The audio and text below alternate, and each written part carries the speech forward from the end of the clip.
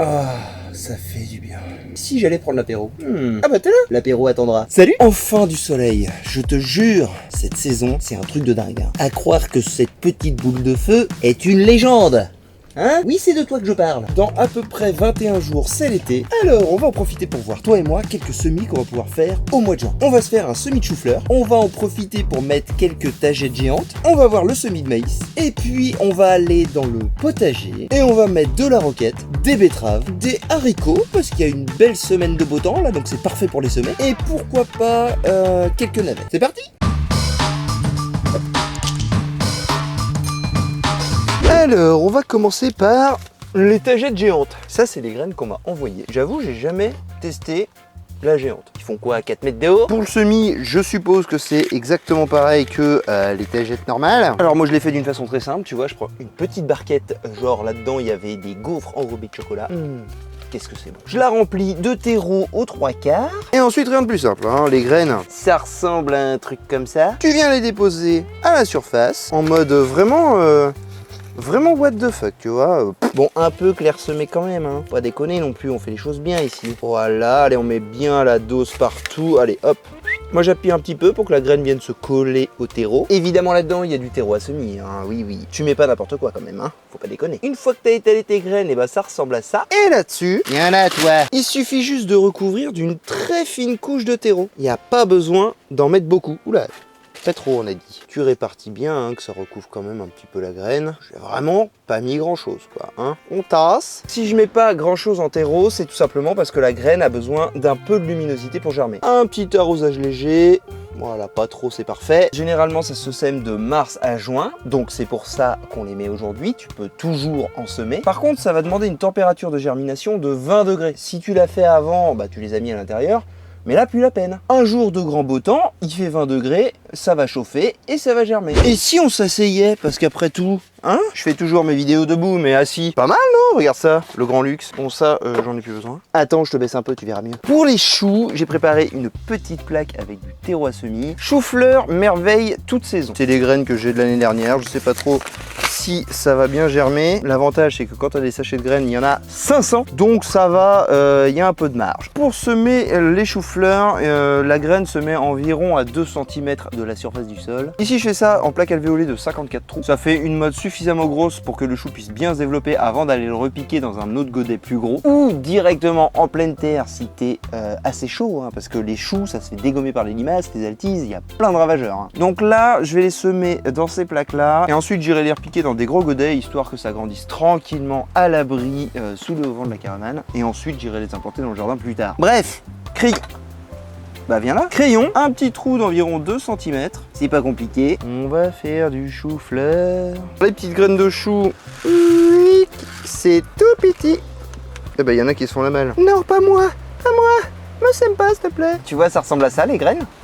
Ça va le vent? Est-ce qu'on peut parler un peu tranquille là? Je peux même pas faire des semis entre amis, c'est scandaleux. Et je mets une petite pincée à l'intérieur de chaque trou. En gros, 5, 6 graines. Moi je fais mon semis comme ça parce que, à vrai dire, dans les sachets de graines, on en a tellement des graines de chou. Autant être sûr qu'il y en ait au moins une qui germe dans chaque alvéole. Évidemment, s'il y en a plusieurs, il suffira d'éclaircir après, hein, tu vois. Quand c'est fini, il suffit de venir recouvrir les graines délicatement, de tasser un petit peu, pas trop, hein. Il n'y a pas besoin forcément de mettre toute sa force pour faire un semis de chou. Ça ne sert à rien, un peu de délicatesse dans ce monde. Un petit arrosage délicat, pas besoin non plus d'imbiber tout ça. Il faut quand même amorcer la germination. Voilà, comme ça ce sera très bien. Alors le chou-fleur, généralement, tu le sèmes de février à mai si tu en veux au printemps et de mai à juin si tu en veux l'hiver. Ici, c'est la Bretagne, on va chercher à avoir des cultures d'hiver. Donc oui, en juin, on commence à prévoir le potager d'hiver. C'est pas dingue ça? Température de germination entre 18 et 20 degrés. C'est pour ça que moi je préfère le faire au mois de juin, comme ça je suis tranquille, je peux le mettre dehors, ça passe nickel. Même si je t'avoue que là, il va rester sous serre, hein. Comme ça, j'assure la germination. Je vais lui trouver une petite place. Bon, et si on allait dehors maintenant? Ah, avant de faire des semis directement en extérieur, je vais te parler quand même vite fait du semis de maïs. Parce que, mine de rien, il y a deux façons de le faire. Alors, la première, la plus classique, on va dire, tu creuses un sillon de quelques centimètres. Moi, je me base sur ma phalange, là, tu vois, la petite qu'elle a. Elle doit faire environ 2 cm, 5-3 cm. Et puis, tu mets une graine dans ton sillon environ tous les 10-15 cm, je pense. vaut mieux 15 cm quand même. Tu recouvres, t'arroses et puis basta. Ça, c'est la méthode la plus réputée. Mais mine de rien, je trouve qu'à cette méthode, il y a juste un petit souci, c'est qu'en fonction de la saison, et toi-même tu sais que cette année là, en 2024, la saison est plutôt pluvieuse, on va dire, hein, pour ne pas dire détrempée. Bref, les limaces sont sorties. Le souci, c'est que tes petits plants de maïs, si tu fais un semis direct en pleine terre, quand ils vont sortir, les escargots et les limaces, ils en sont très friands. Donc ils peuvent se faire tous dégommer. Et puis t'as fait un semis pour rien. Alors, il y a une seconde technique qui existe, c'est de le faire en plaque alvéolée, et c'est une technique que j'aime beaucoup. Tu vois, regarde, ils sont là. Ici, c'est une plaque alvéolée de 35 trous, terreau universel, j'ai même pas mis de terreau à semis, hein, pour le maïs, ça marche très bien. Tu plonges ton doigt de 3 cm, tu mets une graine de maïs par alvéole, une seule, hein. Pas plusieurs, hein, ça sert à rien. Tu auras forcément quelques trous, mais au moins ça te permettra de protéger un minimum tes plants. Par contre, ça demande un arrosage journalier, ça sèche très vite et le maïs, ça pompe vraiment très rapidement l'eau. Et puis quand ils feront environ 15-20 cm, tu vas les mettre en pleine terre, tu pourras même bien les espacer, tu n'auras pas de trous dans tes rangs. Ils seront beaucoup plus costauds contre les attaques de limaces et d'escargots. La vache, ça cogne aujourd'hui, hein. Excellent, je kiffe. J'aurais dû mettre un short d'ailleurs. Ouais, j'aurais dû mettre un short. J'ai oublié ma petite fiche dans l'eau de serre. Ah oui, parce que quand même, quelques petites infos sur semis, ça peut être intéressant. Le maïs, ça se sème de mars à juin. Moi, j'aime bien faire un premier semis en mai et tout le semis pleine terre en juin. Comme ça, je suis sûr que la terre est assez chaude. Bon, après, le maïs, c'est pas très exigeant en température de sol, hein. Entre 8 et 10 degrés. Ça va, là je peux te dire qu'il est largement à 10 degrés. Un autre semis aussi que je vais avoir tendance à faire en plaque alvéolée, c'est le haricot. Tu vois, regarde, ils sont juste ici. Alors pour le semis de haricots nains, je le fais en poquet à l'extérieur. Ça, c'est pas très compliqué. En poquet, si tu sais pas ce que ça veut dire, tu fais un trou de 2 cm, tu mets 4-5 graines, tu recouvres de terre et puis basta. Voilà, c'est ça le semis en poquet. Tu espaces tes poquets de 20 cm et puis ça te fait un parterre de haricots. Par contre, pour le haricot grimpant, il y a une petite technique, j'en avais déjà parlé l'année dernière, c'est de le faire en godet ou, là cette année je teste en plaque alvéolée. L'avantage de faire ça dans des petits contenants, tu vas pouvoir les semer plus tôt dans la saison parce que vu que tes haricots ils sont à l'abri, tu contrôles l'humidité du sol et ça c'est très pratique. L'autre avantage que ça a, tu vas pouvoir les garder à l'abri des ravageurs, genre limaces, escargots et compagnie, on commence à les connaître ceux-là, hein, jusqu'à ce qu'ils fassent leur deuxième étage de feuilles. Tu vois, les petits bébés là, ils ont fait leur premier étage, mais ici il y a une petite pousse, ça va grandir et ils vont faire un deuxième étage. Donc quand ils seront à peu près à cette taille là, je vais aller les implanter dans le potager. Pourquoi? Pour la simple et bonne raison que lorsque je vais les mettre dans mon potager, je me fais accrocher le chapeau. Si jamais il y a encore quelques limaces qui traînent, elles vont attaquer le premier étage de feuilles et généralement le deuxième est sain et sauf. Donc mon haricot va continuer de grandir. Alors qu'un semis direct en pleine terre, certaines fois, à peine sorti, il se fait ravager. Donc c'est pour ça qu'ici, moi j'aime bien faire les deux techniques. Quand j'ai beaucoup de graines suite à une récolte de l'année passée, je vais faire un semis direct de haricots grimpants. Et quand j'ai très peu de graines ou que j'ai envie d'assurer une récolte à telle date, je vais faire un semis en plaque alvéolée ou en godet. Et au moins, je suis certain que j'aurai des haricots à tel moment dans la saison. Allez, si tu veux, je vais te montrer les haricots que j'ai implantés. Tu vois ici, j'ai des haricots nains Cupidon que j'ai semés mi-avril de mémoire. Et à vrai dire, ils se portent plutôt pas mal. Ceci étant dit, allons semer. Pour les haricots grimpants, déjà ce qu'il faut c'est une structure, hein, forcément. Là il y aura besoin. Je vais venir faire un sillon d'environ 2 cm de profondeur, on va dire.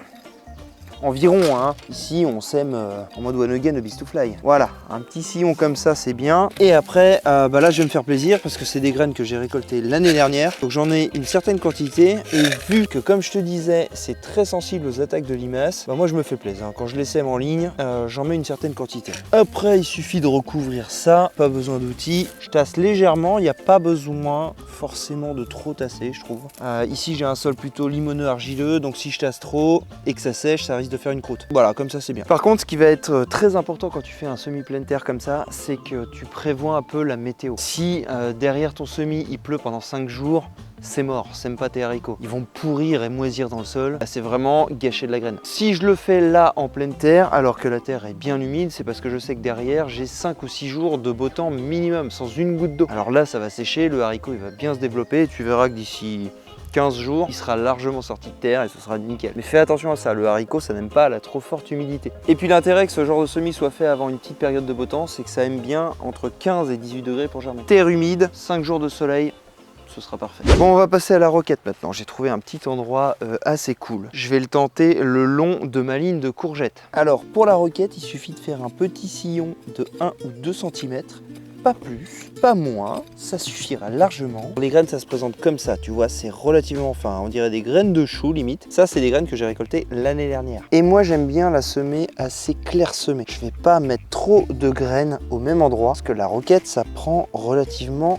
pas mal de place, je trouve. Donc je fais plus clairsemé qu'un semis de radis. Je mets quand même assez de graines, hein, bien sûr. Là, c'est de la graine fait maison, c'est pas dit que tout lève, mais j'ai surtout pas envie d'éclaircir de trop. La roquette, c'est cool parce que si tu veux faire des graines, honnêtement, avec très peu de plants, tu peux faire une bonne quantité de graines. Et c'est assez simple de les récolter, les graines. Alors évidemment, on recouvre bien la graine comme il faut. Je tasse légèrement et après, allez, hop, sur toute la ligne. Là, au moins, la graine sera bien collée à la terre. Quelques petites infos quand même sur le semis de roquette. Tu vas pouvoir la semer de mai à septembre, donc ça va, il y a le temps, tu peux franchement en cultiver tout l'été. Pour le semis, tu l'as vu, c'est 1 à 2 cm dans la terre. Et la température de germination, c'est entre 15 et 25 degrés. Donc au mois de juin, bah c'est parfait. Allez, on va parler un peu des betteraves maintenant. Alors avant de te montrer comment je fais un semis en pleine terre, je vais te parler un peu du semis en plaque alvéolée. Parce que oui, ça marche très bien pour la betterave. Ici, je prends des plaques de 104 trous, je mets une glomérule par alvéole, j'arrose bien et ça pousse nickel. Par contre, attention, ce ne sont pas des graines, ce sont des glomérules. Donc il va y avoir plusieurs plants de betteraves qui vont pousser au même endroit. Pourquoi je les fais aussi en plaque alvéolée? Et ben ça me permet de les lancer un petit peu plus tôt dans la saison. Et puis, comme d'habitude, de les protéger un peu plus des ravageurs. Même si je t'avoue que pour la betterave,